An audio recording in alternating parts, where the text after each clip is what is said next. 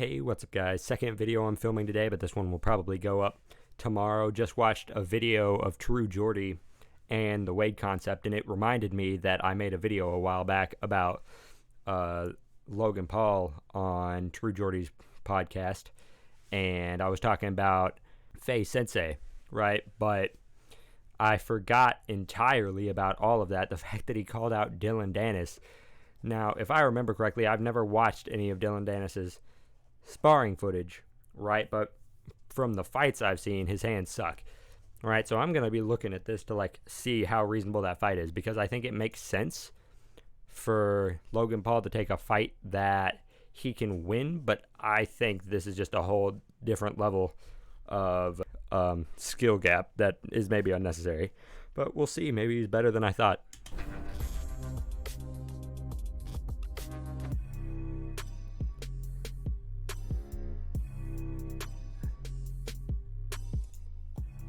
Holy fucking shit, is this loud, man. Also, these two clips are short as fuck that I found. Alright, that left hand is horrible.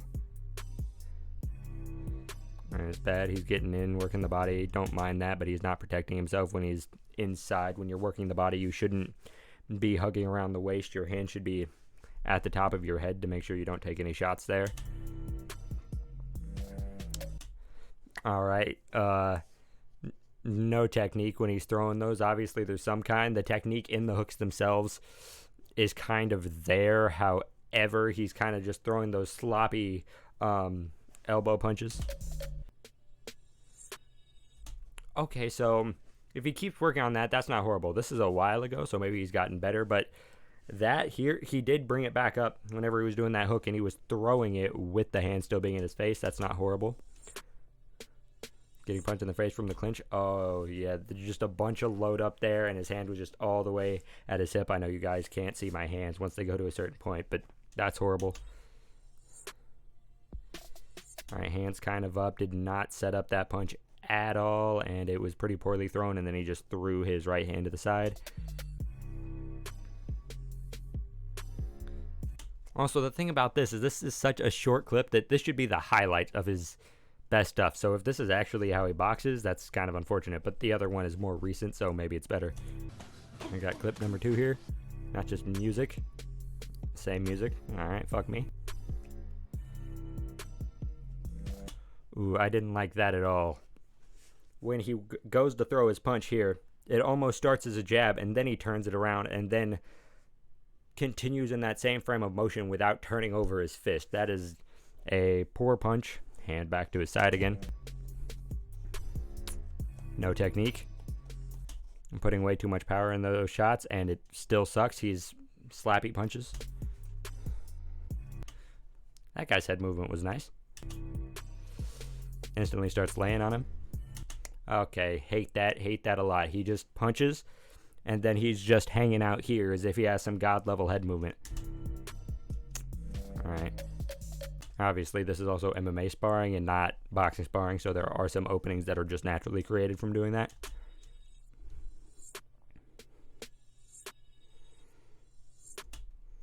Let's say that he is going for the clinch for the sake of a boxing clinch. It's horrible. He doesn't have a proper overhook or underhook. He's just literally just hugging around this dude's shoulder, which is bad. Alright. That's horrible. He's doing that weird showy thing that's actually pretty common with MMA fighters. They'll throw a punch and then they'll be like, whoa, I'm awesome. It's bad. All right. Let's talk about a few things here. That was very short stuff. It was also very bad. All right. It just wasn't good. So let's talk about the main problem with him fighting Logan Paul. First problem, my striking is better than Dillon Danis's. And I don't say that to big myself up. Someone with 2 years of boxing experience and a little modicum of talent would probably piece me up. But Dillon Danis sucks really bad. You can't see any of that talent that naturally comes from him. It doesn't look like he maybe doesn't have any natural talent. It just looks like he doesn't have a striking coach, if I'm honest. It looks like he's training and just developing his own striking by himself, which is not the best idea for most people. Secondly, if I'm not mistaken, he fights at 170, but even at 170, he should be fighting at 155. You can tell that his diet isn't completely in check. I think he's said it before. And on top of that, he doesn't look like he's cutting much weight to get to 170 to begin with. So he should definitely be fighting at 55, whereas Logan Paul, in his prime shape to fight KSI was 190. So, yeah, it's not good. That's all I have to say. It's obviously not the worst. Like, the striking has been trained, but it's not good enough. Like, as blunt as that is, it's very bad footage. And assuming that's the highlights of his footage, considering how short these clips are, that is even more in favor of him getting completely demolished. But yeah, let me know what you guys think. Peace.